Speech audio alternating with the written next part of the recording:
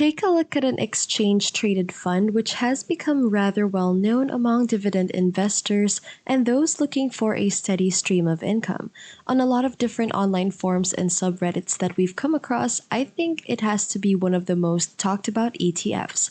So, what I wanted to do was introduce and give a quick summary of QYLD, also known as Global X's NASDAQ 100 Cover Call ETF, and explain why it's one of the top dividend ETFs out there, as well as how you can make a lot of money every month from this fund. Welcome to Financial Market TV. If you're new to the channel and enjoy content like this, hit that subscribe button and the notification bell.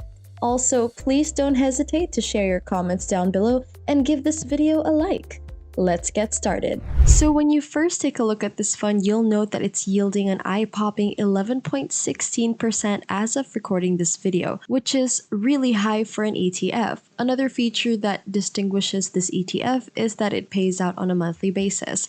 This is a very enticing investment because it pays dividends on a monthly basis rather than quarterly, as most other funds do.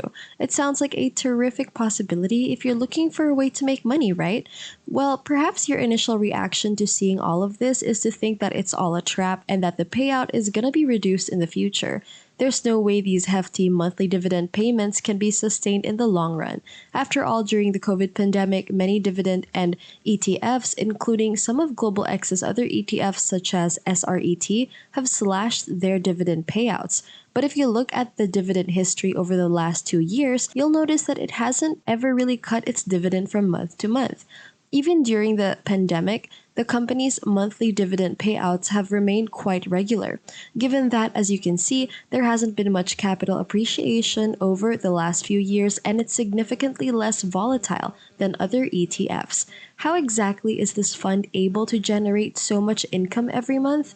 Looking at the historical dividend yield for this ETF shows that it's been consistently yielding around 10%. Understanding how an ETF generates such a large amount of dividend monthly requires a fundamental understanding of how options work, which is a little difficult for the average investor to grasp, right? The options themselves aren't for the faint of heart. There are many nice YouTube videos if you want to understand more about options and how they work. In terms of how they work, though, you may search up and read several excellent web publications.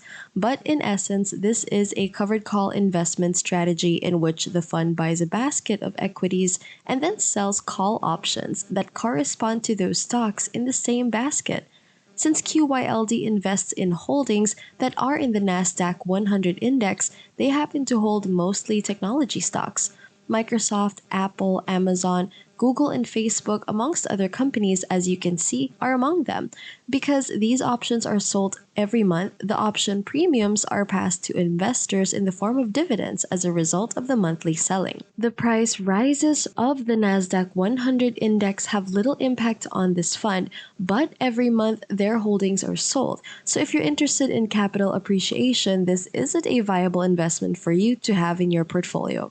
And I'll go into more detail on this in a moment. But what it means is that the premiums from this fund can generate a significant amount of monthly passive income for investors.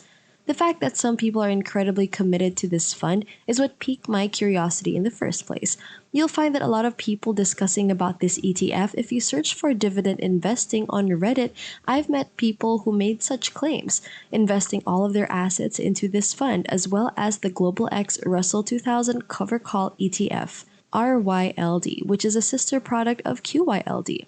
Similarly, except for the Russell 2000 index that follows a similar investing strategy, these people are also ranking in a lot of money in the form of dividends, every one of them. Here are a few instances. If you had invested $10,000 into the QYLD at $22.90 a share and receive its last monthly dividend payment, according to Seeking Alpha, you would have made $99.77 in 1 month. If you had invested $25,000 in QYLD, you would have collected $249.90 last month. And if you had invested $50,000, you would have collected $499.80 in just 1 month.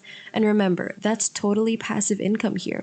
You can also reinvest those dividends each month to increase your passive income the next month. However, take in mind that this ETF does not pay a fixed amount of dividends every month. Thus, the amount varies from month to month. As a result, dividend could be higher or lower next month. The one thing that you need to remember about QYLD is just that. It does vary in its dividend payment about every single month, but it typically still yields around 10% as I mentioned earlier. So now that we've covered how this ETF works along with a tremendous amount of income and can provide investors, we need to ask a really important question here, which is how safe is this fund and how risky is it? And as I previously mentioned, I do need to address a very significant aspect of the fund. The performance of the fund's price during downturns and rebounds is in reality possibly the biggest drawback regarding this product. When you compare QYLD to the QQQ, the NASDAQ Q's 100's index fund, you'll notice that this fund fell almost exactly like QQQ during the COVID pandemic. However, look at QYLD was sluggish throughout the rebound in April when the technology sector began to recover, whereas QQQ continued to rise since then. And the chart you're looking at simply shows the price of the stock, not what happens if you're reinvesting dividends or something like that. But the main fact is that if the technology sector falls apart, this QQQ fund would most likely follow behind. It will take a lot longer for Q1 to recover from that when it starts to rebound. When they sell equities in this fund every month, it reduces the ETF's upside potential by a factor of 2. If you think you might need to sell your holdings and the market just so happens to tank, you might be in big trouble and you'll need to wait a long time in order for it to recover your initial investment. However, if you plan to hold these funds indefinitely, like let's say you're into retirement and want to live off the dividends, maybe you even want to hold on these shares for years and years to come, you want to rely on this fund for income. If you're a conservative investor, however, the absence of capital appreciation won't be a huge deal to you. It's just something to keep in mind, and I wanted to make sure that everyone knew about it. When it comes to establishing a dividend investing portfolio, I believe that the most important thing to remember is to diversify on the positive side. There's a couple of things to keep in mind that QYLD really benefits from. Granted, all investing is subject to risk and it's possible to lose some of your investment, etc. We've all heard that before. But a good thing to keep in mind is that this is an ETF, and ETFs by design are diversified. You're not putting all your eggs in one basket here. Or for example, you're not pulling all of your money into Google's covered call options. I also think that the 0.6% expense ratio for the ETF isn't too bad. This isn't, after all, a company that is actively managed. Given what this fund performs with call options, I think 0.6% is an acceptable level. With all the benefits, in the end, everything pays off. Overall, as a dividend investor, we're a great supporter of this fund and how it's been able to create such significant dividend payouts to shareholders monthly. As of the time of this video, the daily price of this ETF is roughly $23, which is still less than the price before COVID. Approximately $24.15 a share when it was trading at the time. If the stock market continues to recover, the technology industry will continue to recover as well. This fund should then continue to increase, making it a great time to acquire. On the other hand, right now, the tech sector is worse because of the pandemic. Then this fund share price is likely to take another dip and the recovery will be a while. In case you're concerned about it, visit the Global X's website for further details. Thanks for watching the whole video. Again, if you're new and like this type of content, subscribe to our channel. And don't forget to leave a comment down below and hit that like button. Also, click on the notification bell to get updated on our weekly uploads. See you in the next video.